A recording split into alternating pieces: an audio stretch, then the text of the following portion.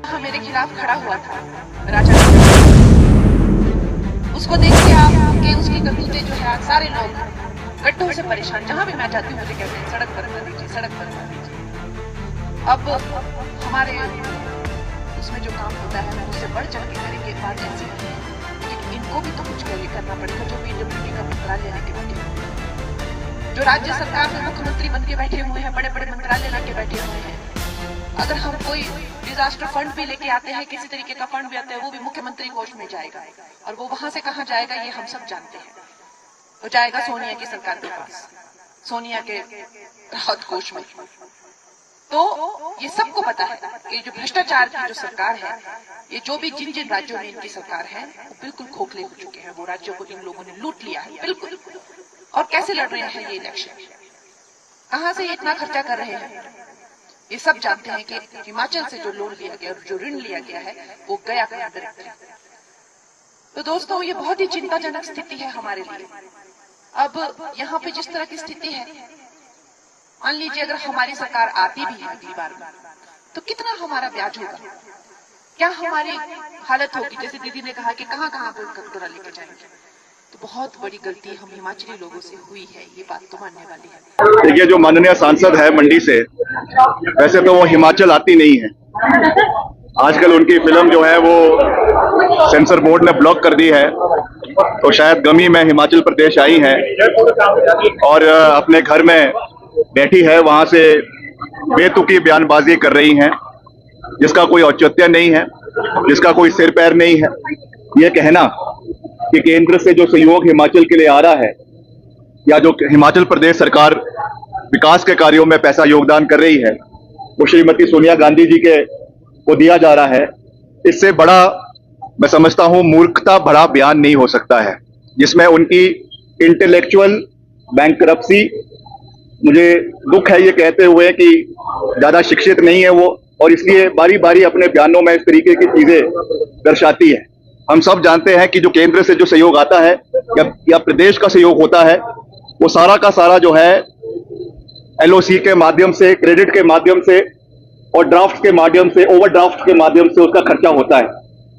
मैं उनको चैलेंज करता हूं, ओपन चैलेंज दे रहा हूं, 1 रुपए का वो ऐसा बात बता दे, अदरवाइज उनके ऊपर मानहानि का दावा, सोनिया गांधी जी के ऊपर जो उन्होंने लांछन लगाए हैं, बेबुनियाद लांछन लगाए हैं, उसके मद्देनजर हम उनके ऊपर मानहानि का दावा ठोकेंगे।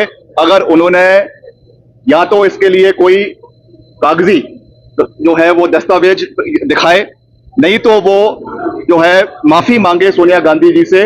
इस तरीके की बयानबाजी जो उन्होंने उनके ऊपर करी है, ये बहुत दुर्भाग्यपूर्ण है और इसका कड़ा संज्ञान भाजपा को भी लेना चाहिए। ये वही सांसद है जो बेलगाम है, जिनको भाजपा के पदाधिकारियों ने, भाजपा के केंद्रीय नेतृत्व ने भी फटकार लगाई है कि आप संवेदनशील मुद्दों के ऊपर बयानबाजी ना करें। आज उन्होंने जिस तरीके से श्रीमती सोनिया गांधी जी के ऊपर ये गंभीर आरोप लगाए हैं, मैं समझता हूं कि उनको माफी मांगनी चाहिए, या तो कागज दिखाने चाहिए, या तो उनके ऊपर हम मानहानि का दावा आने वाले समय में कांग्रेस पार्टी की ओर से करेंगे। ये मैं कहना चाहता हूं। यहाँ मेरे खिलाफ खड़ा हुआ था राजा का बेटा, उसको देखिए आप कि उसकी करतूतें जो है आज सारे लोग गड्ढों से परेशान, जहां भी मैं जाती हूँ मुझे कहते हैं सड़क बनवा दीजिए, सड़क बनवा दीजिए। अब हमारे उसमें जो काम होता है हम उससे बढ़ चढ़ के करेंगे, बात ऐसी नहीं है, लेकिन इनको भी तो कुछ करना पड़ेगा जो पीडब्ल्यूडी का मंत्रालय लेके बैठे हुए हैं, जो राज्य सरकार में मुख्यमंत्री बन के बैठे हुए हैं, बड़े बड़े मंत्रालय लेके बैठे हुए हैं। अगर हम कोई डिजास्टर फंड भी लेके आते हैं, किसी तरीके का फंड भी आते हैं, वो भी मुख्यमंत्री कोष में जाएगा, और वो वहां से कहां जाएगा ये हम सब जानते हैं। वो जाएगा सोनिया की सरकार के पास, सोनिया के राहत कोष में।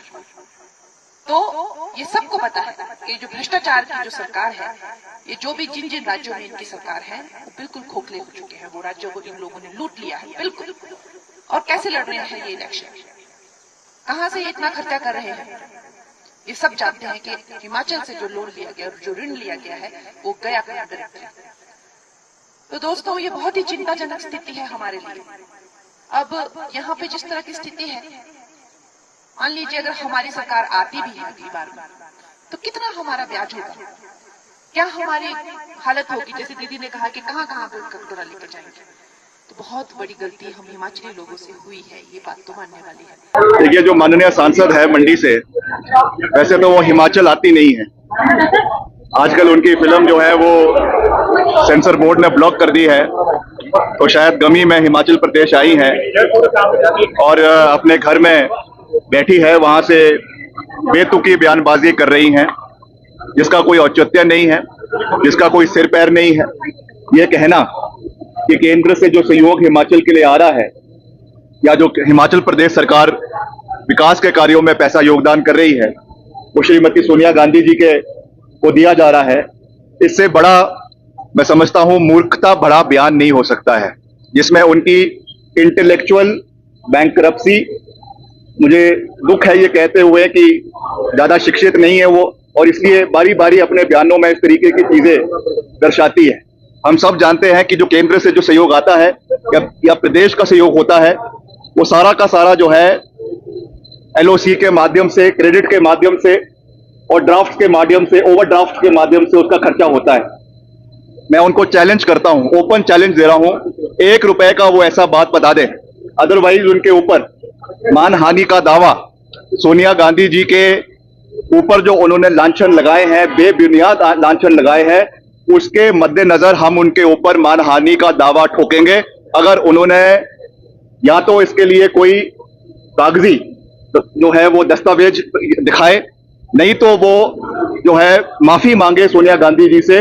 इस तरीके की बयानबाजी जो उन्होंने उनके ऊपर करी है, ये बहुत दुर्भाग्यपूर्ण है और इसका कड़ा संज्ञान भाजपा को भी लेना चाहिए। ये वही सांसद है जो बेलगाम है, जिनको भाजपा के पदाधिकारियों ने, भाजपा के केंद्रीय नेतृत्व ने भी फटकार लगाई है कि आप संवेदनशील मुद्दों के ऊपर बयानबाजी ना करें। आज उन्होंने जिस तरीके से श्रीमती सोनिया गांधी जी के ऊपर ये गंभीर आरोप लगाए हैं, मैं समझता हूं कि उनको माफी मांगनी चाहिए, या तो कागज दिखाने चाहिए या तो उनके ऊपर हम मानहानि का दावा आने वाले समय में कांग्रेस पार्टी की ओर से करेंगे।